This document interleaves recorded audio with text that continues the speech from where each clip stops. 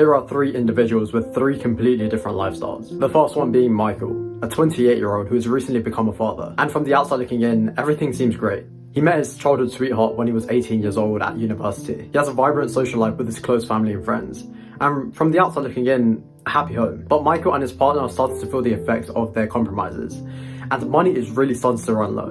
And Michael is now forced to work night shifts, and unfortunately missing quality time with his kids. And these same kids grew up to remember their dad as being someone who was never around and always working. But Michael loved his kids and he would do anything for them. But through that process, he lost in touch with his health and his identity. As in the space of 5 years, Michael had become 33 years old and had gained weight rather quickly around the belly. And just before he heads off to work, he looks at himself in the mirror and questions himself on how he's ended up in this situation. Then there is Jack, a 22-year-old who's fresh out of university, who is this laid-back character who is just enjoying life, traveling, partying, and avoiding any sort of serious commitment. Now, the only reason he's able to afford this sort of lifestyle is because he comes from a wealthy family.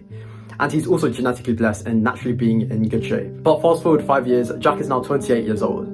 And his family is currently going through a breakup, and that financial aid that he once relied on is slowly running out.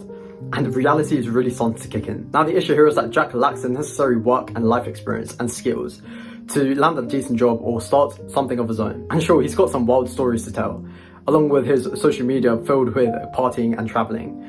But underneath it all, he still feels this sense of emptiness that he can't really seem to shake off, as the freedom he once admired in his younger years starts to feel more like isolation.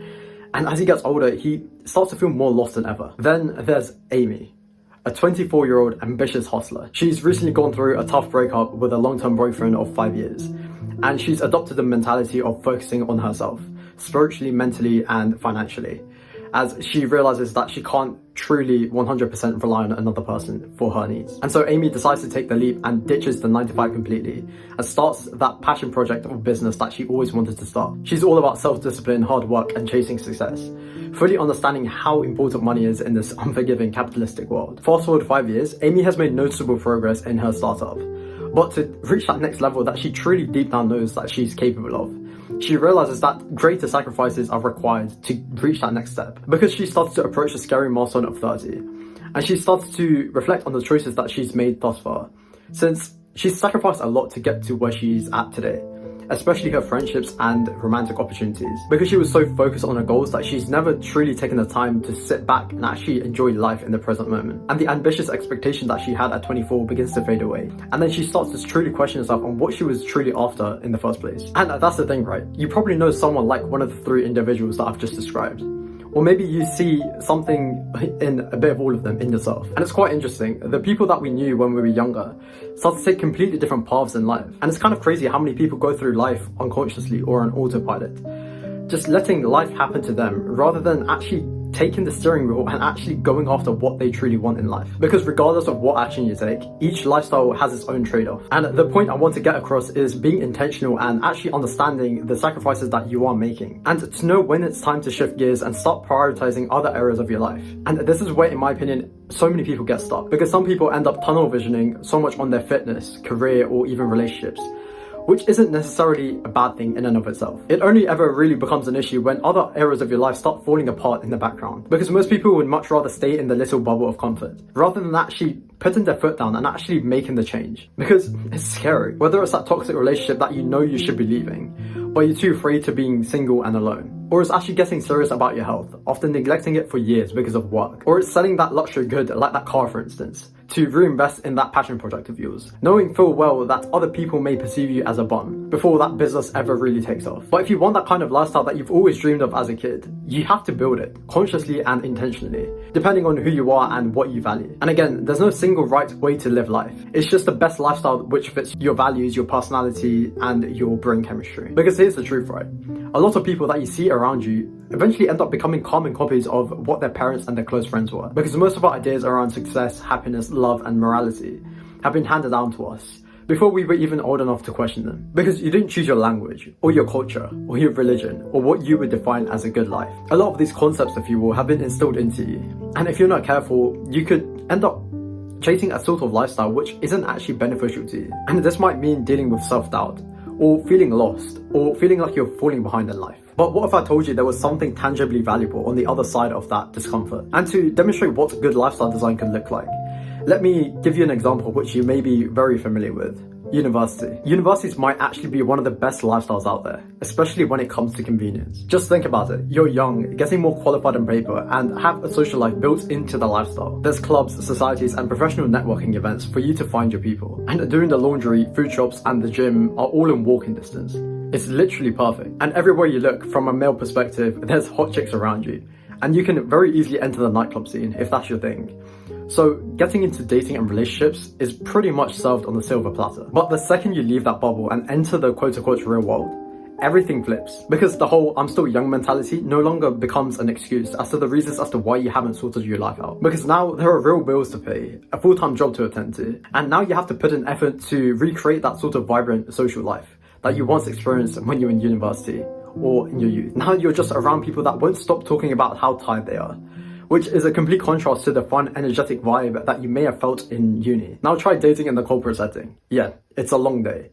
I personally wouldn't recommend it because you don't want to shit where you eat, but to each to their own. So basically the point I'm trying to get at is we can manually work on these components in life to create the sort of lifestyle which actually fulfills us. So some of these components are physical health, mental health, spiritual health, career and education, finances, relationships and social life, purpose and fulfillment, quality of life, and hobbies and recreational activities, just to name a few. Because in university, a lot of these things are handed to us on a silver platter.